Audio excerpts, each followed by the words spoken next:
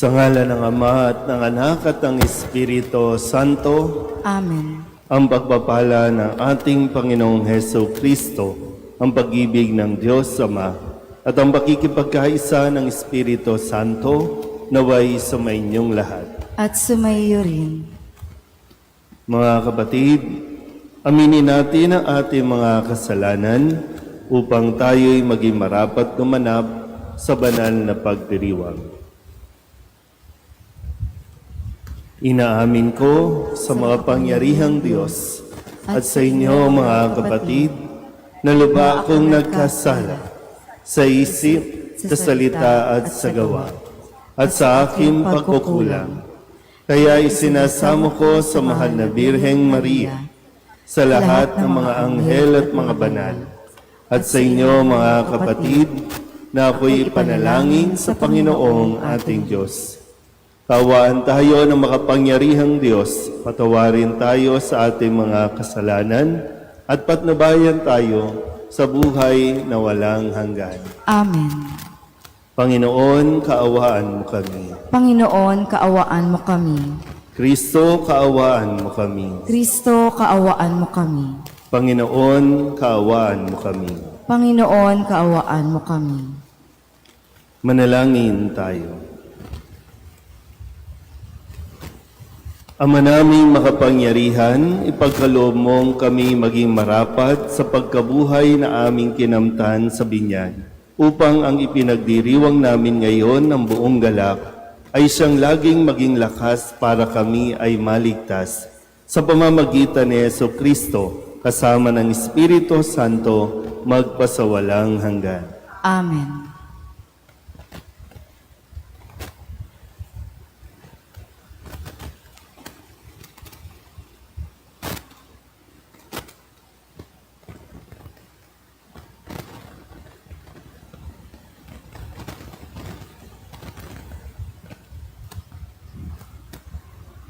Pagbasa mula sa mga gawa ng mga apostol.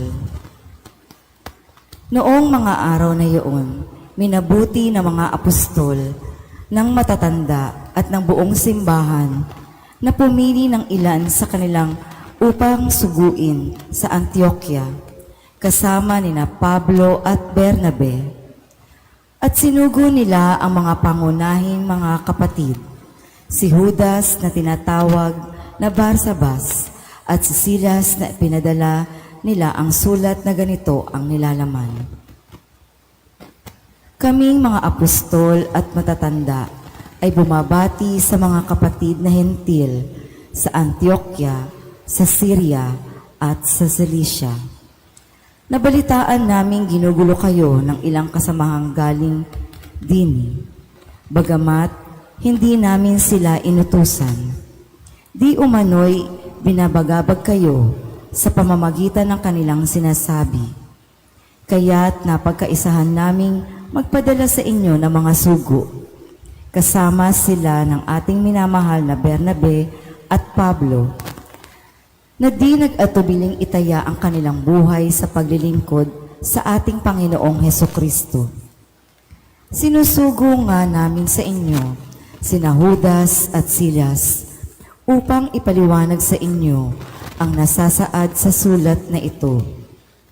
Sa udyok ng Espiritu Santo, ang naging pasya namin ay huwag na kayong atangan ng iba pang pasanin, maliban sa mga bagay na talagang kailangan. Huwag kayong kakain ng anumang inihahandog sa mga Diyos-Diyosan ng dugo at ng hayop na binigti. Huwag kayong makikiapid. Layuan ninyo ang mga bagay na ito at mapapabuti kayo. Paalam. Pinayaon nga ang mga sugo pagdating sa Antioquia. Tinipon nila ang mga kapatid at ibinigay ang sulat. Pagkabasa sa liham, ang mga tao'y nagalak dahil sa kanilang narinig. Ang salita ng Diyos. Sa gitna ng mga bansa, sabihing Diyos ay dakila. Sa gitna ng mga bansa, sabihing Diyos ay dakila. Nahahanda ako, O Diyos, ako ngayon ay handa na. Purihin ka at awitan ng awiting masisigla. Gumising ka, katawan ko, gumising ka, kaluluwa. Gumising ka, tugtugin mo, yaong lumang lira't alpa. Tumugtog ka at hintayin ang liwayway ng umaga. Sa gitna ng mga bansa, sabihing Diyos ay dakila. Sa gitna ng mga bansa, kita'y pasasalamatan. Poon, ika'y pupurihin sa gitna ng mga hirang. Pag-ibig mong walang maliw ay abot sa kalangitan. Nadarama sa itaas ang lubos mong katapatan. Ihayag mo sa itaas ang taglay mong kabantugan. Dito naman sa daigdig ay ang iyong kaningningan. Sa gitna ng mga bansa, sabihing Diyos ay dakila.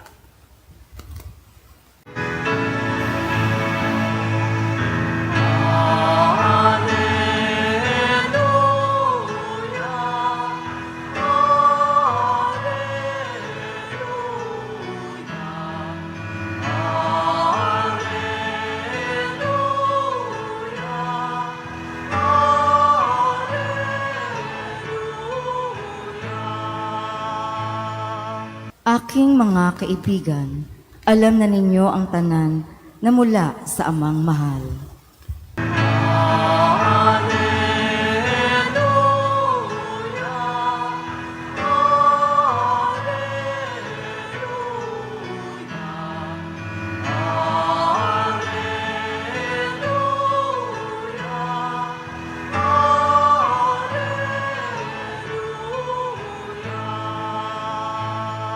Mainyo ang Panginoon. At sumayo rin, Ang mabuting balita ng Panginoon ayon kay San Juan. papuri sa iyo, Panginoon. Noong panahong iyon, sinabi ni Jesus sa kanyang mga alagad, "Ito ang aking utos. Mag-ibigan kayo gaya ng pag-ibig ko sa inyo.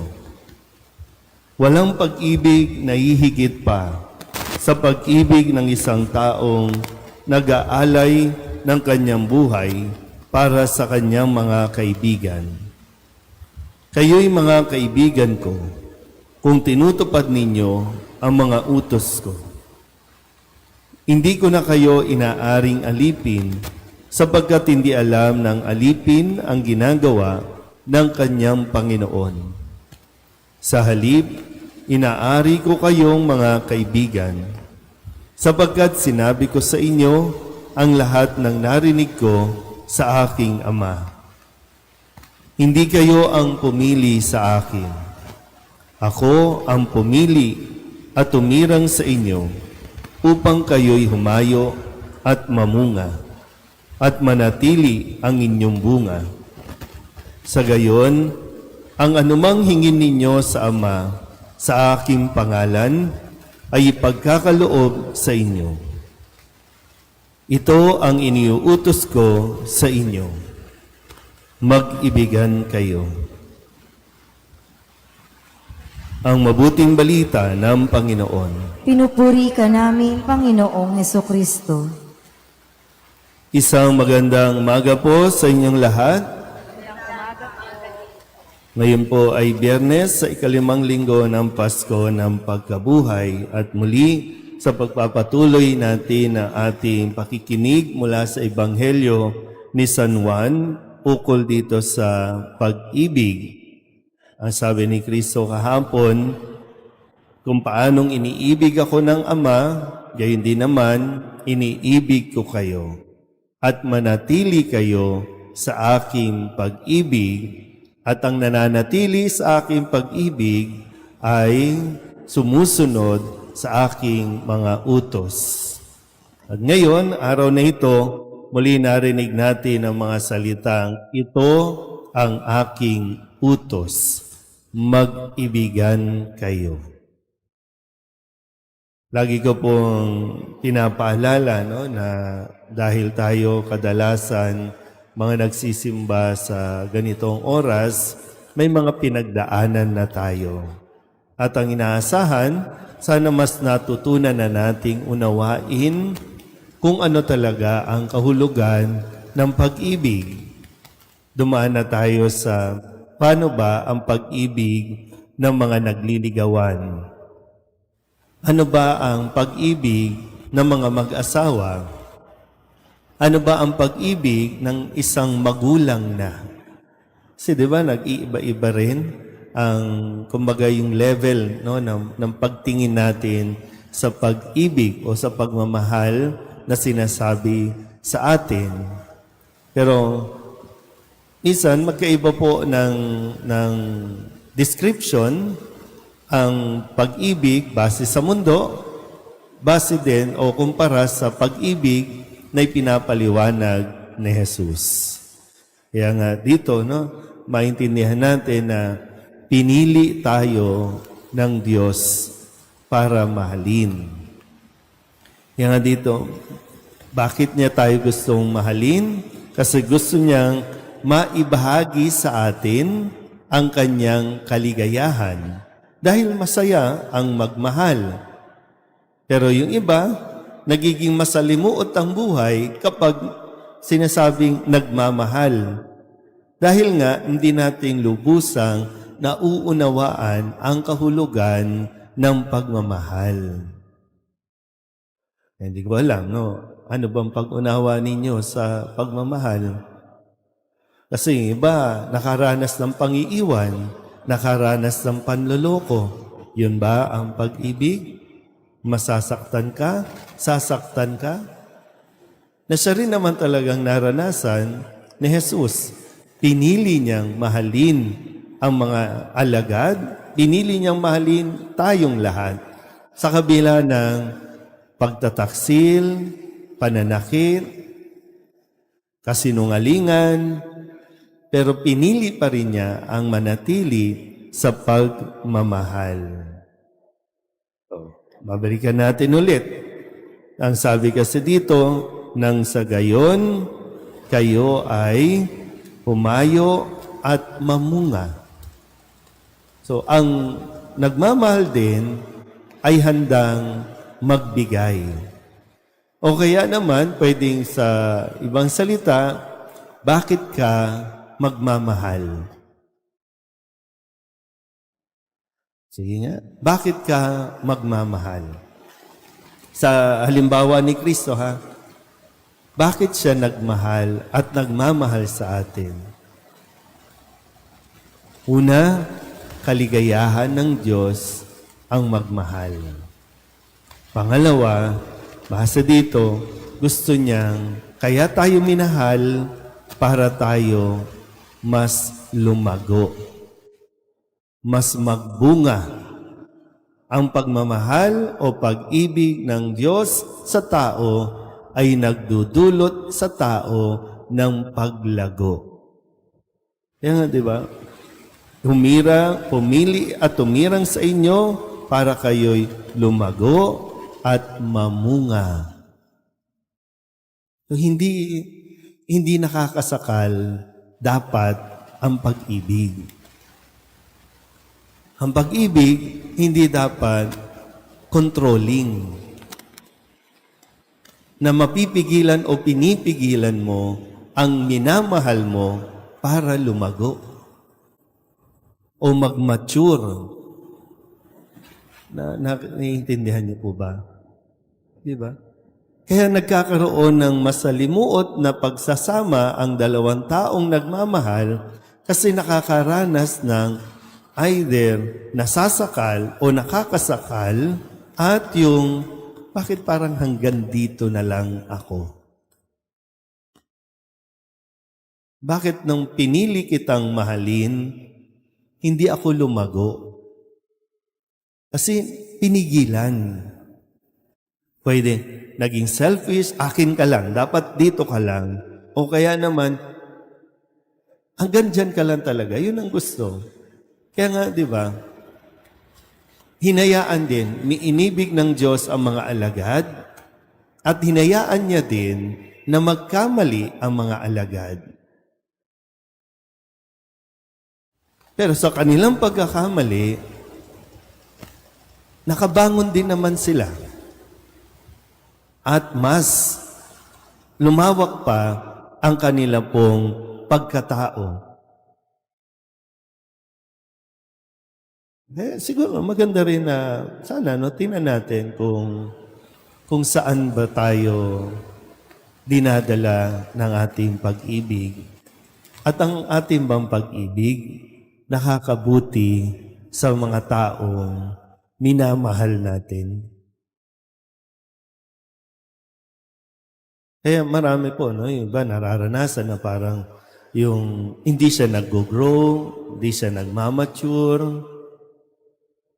Ito'y kadalasan nararamdaman ngayon, no, ng iba, lalo na yung mga bata-bata na dahil nga sa pag-unawa, no, magkaiba kasi ng pangunawa, pero pwede rin naman mai-apply ang kahulugan ng pagmamahal na parang dahil nagmahal ka, hindi mo na na-pursue yung karir mo, dahil nagmahal ka, napigilan ka na mas spread out pa yung wings mo para mas malayo ang marating mo.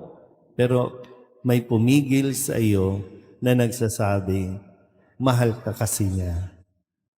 So, ulitin ko po, no? Kung pagninilayan natin, base sa pag-ibig na ginagawa at binibigay ni Kristo sa atin, ang pag-ibig nito ay tumutulong sa atin para tayo mas lumago pa at mas marating pa natin, maabot pa natin ang kung ano at kung sino tayo dapat sa mundong ito. Amen?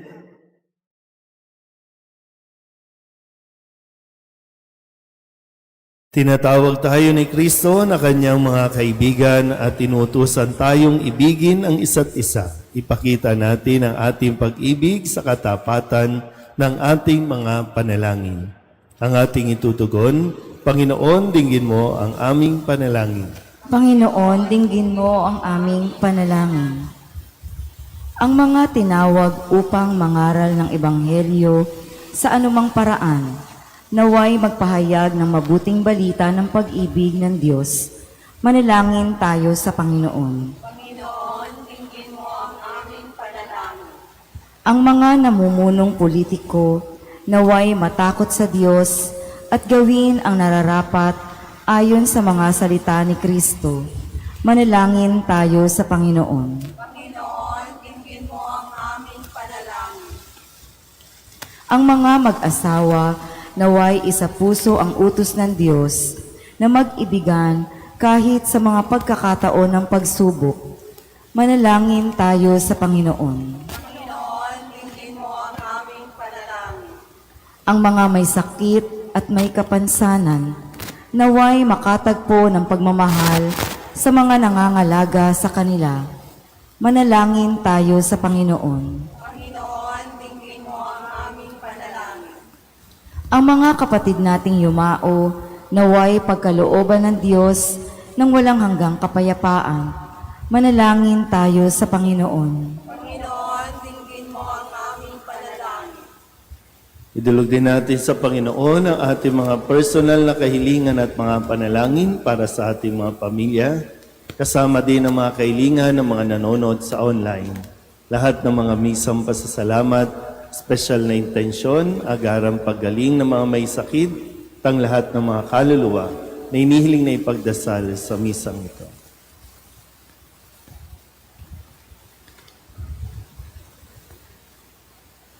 Ang lahat ng ito inihiling namin sa ngalan ni Kristong aming Panginoon. Amen.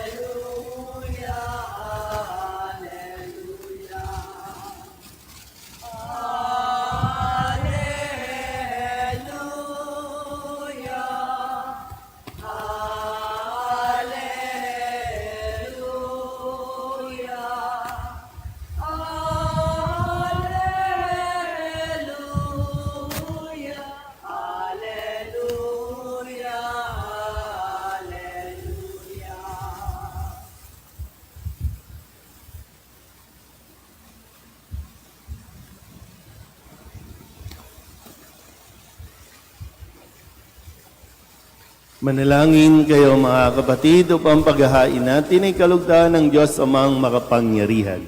Tanggapin nawa ng Panginoon itong paghahain sa iyong mga kamay, sa kapurihan niya at karangalan sa ating kapakinabangan at sa buong sambayanan niyang banal.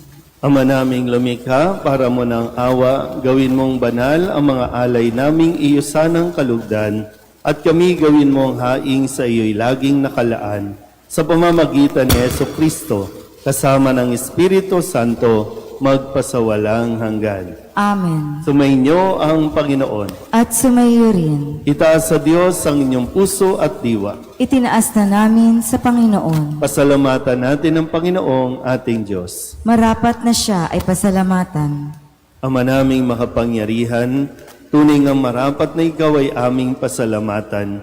Ngayong ipinagdiriwang ang paghahain ng Mesiyas, ang maamong tupa na tumubos sa aming lahat. Ang katawan ng anak mong sa krus na bayubay ay handog ng pag-ibig na walang kapantay. Ito ang paghahaing ganap mong kinalugdan. Ito ang nilunggati ng dating pag-aalay.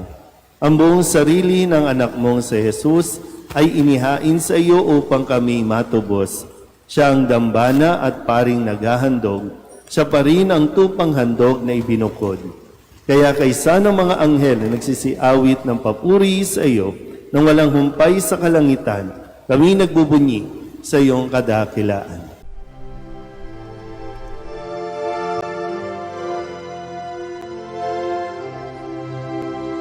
Santo, Santo, Santo, Panginoong Diyos makapangyarihan, napupuno ang langit at lupa ng kalwalhatian mo. Hosana sa kaitaasan, pinagpalang na paririto sa ngalan ng Panginoon. Hosana sa kaitaasan.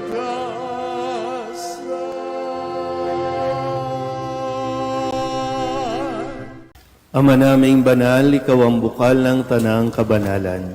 Kaya't sa pamamagitan ng iyong Espiritu, gawin mong banal ang kaloob na ito upang para sa aming maging katawan at dugo ng aming Panginoong Heso Kristo. Bago niya pinagtiis ang kusang loob na maging handog, inawakan niyang tinapay, pinasalamatan kaniya, pinaghati-hati niya iyon, iniabot sa kanyang mga alagad at sinabi, "Tanggapin ninyong lahat ito at kanin, ito ang aking katawan na ihahandog para sa inyo."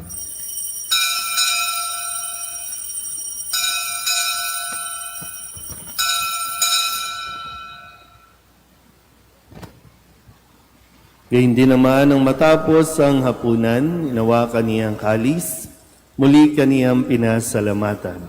Iniabot niya ang kalis sa kanyang mga alagad at sinabi, "Tanggapin ninyong lahat ito at inumin. Ito ang kalis ng aking dugo, ng bago at walang hanggang tipan. Ang aking dugo na ibubuhos para sa inyo at para sa lahat sa ikapagpapatawad ng mga kasalanan. Gawin ninyo ito sa pag-alaala sa akin."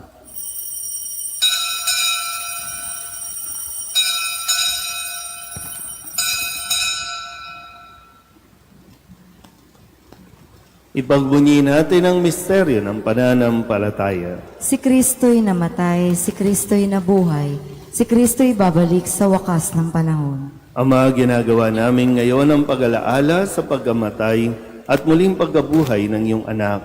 Kaya tiniaalay namin sa iyo ang tinapay na nagbibigay buhay at ang kalis na nagkakaloob ng kaligtasan. Kami nagpapasalamat dahil kami iyong minarapat na tumayo sa harap mo para maglingkod sa iyo. Isinasamo namin kami magsasalo-salo sa katawan at dugo ni Kristo ay mabuklod sa pagkakaisa sa pamamagitan ng Espiritu Santo. Ama, lingapin mo ang iyong simbahang laganap sa buong daigdig.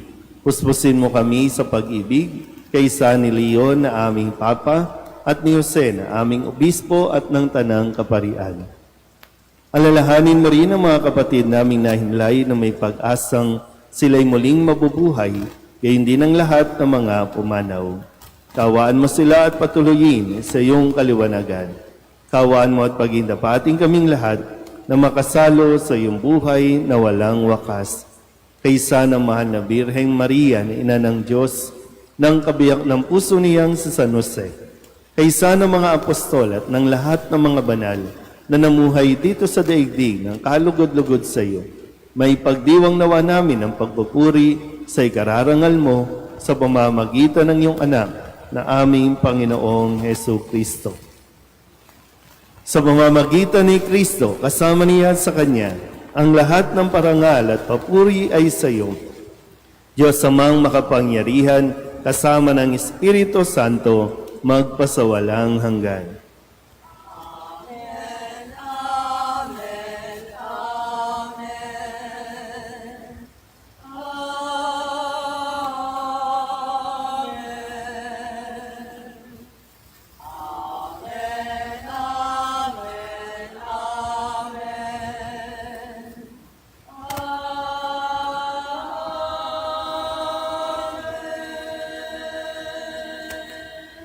Sa tagubilin ng mga nakagagaling na utos at turo ni Jesus sa Panginoon natin na Diyos, ipahayag natin ang lakas loob.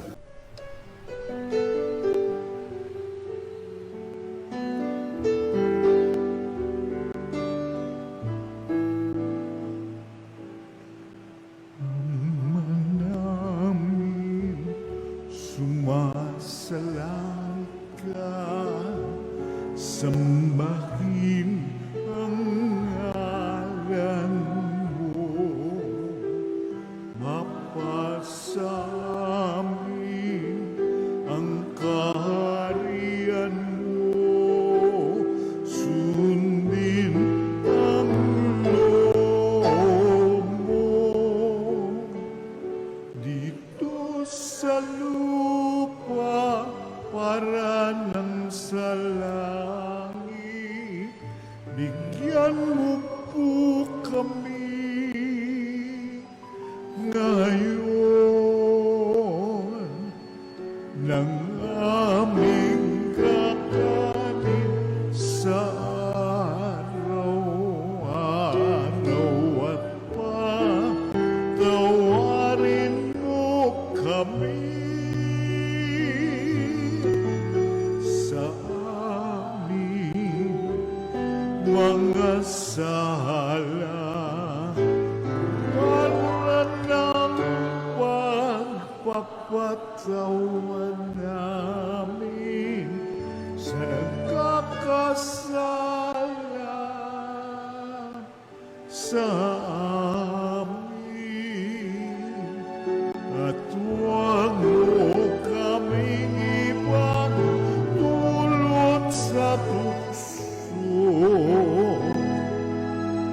at yadya mo kami sa lahat ng masama.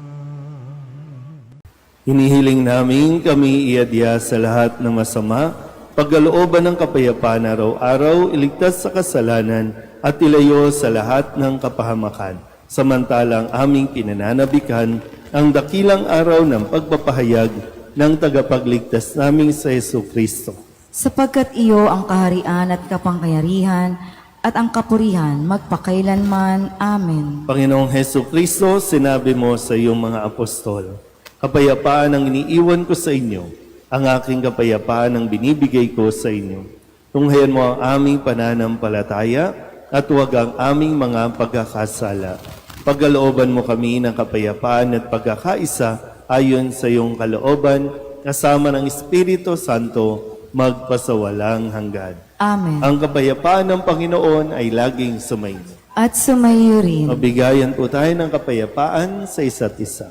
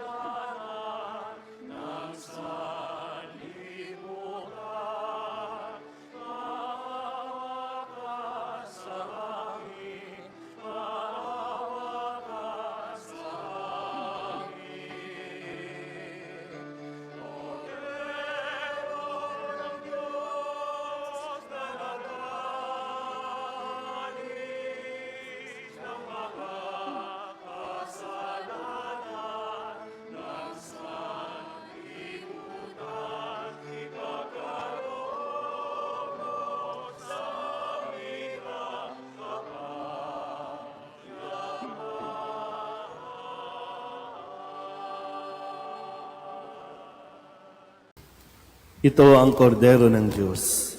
Ito ang nag-aalis ng kasalanan ng sanlibutan.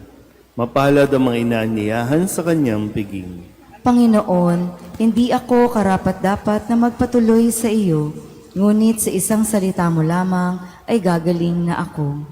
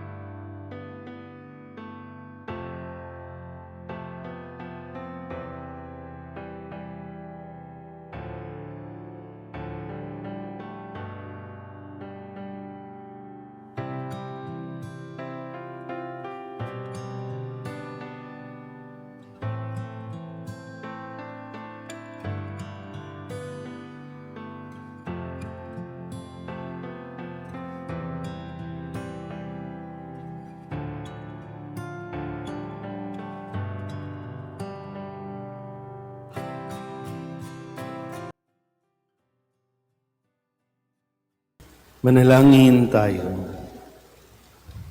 Ama naming mapagmahal, sa pinagsaluhan naming banal na pakikinabang, ang amin nawang pag-ibig ay lalong madagdagan ng ginawa namin sa pag-alala sa Ama, sa anak mong mahal, na nag-utos ipagdiwang ang huling hapunan sa pamamagitan niya kasama ng Espiritu Santo magpasawalang hanggan. Amen. Atin pong gaganapin ang pag-aalay ng bulaklak sa mahal na Birhen. Hail Mary, full of grace, the Lord is with you.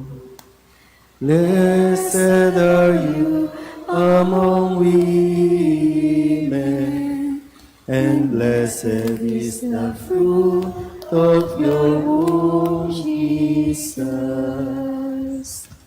Holy Mary, Mother of God, pray for us sinners, now and at the hour of our death. Amen. Sumainyo ang Panginoon. At sumayo rin. At pagpalain kayo ng makapangyarihang Diyos, Ama at Anak, at Espiritu Santo. Amen. Tapos ang banal na misa, humayo tayo sa kapayapaan ni Kristo. Salamat sa Diyos. Magandang umaga po.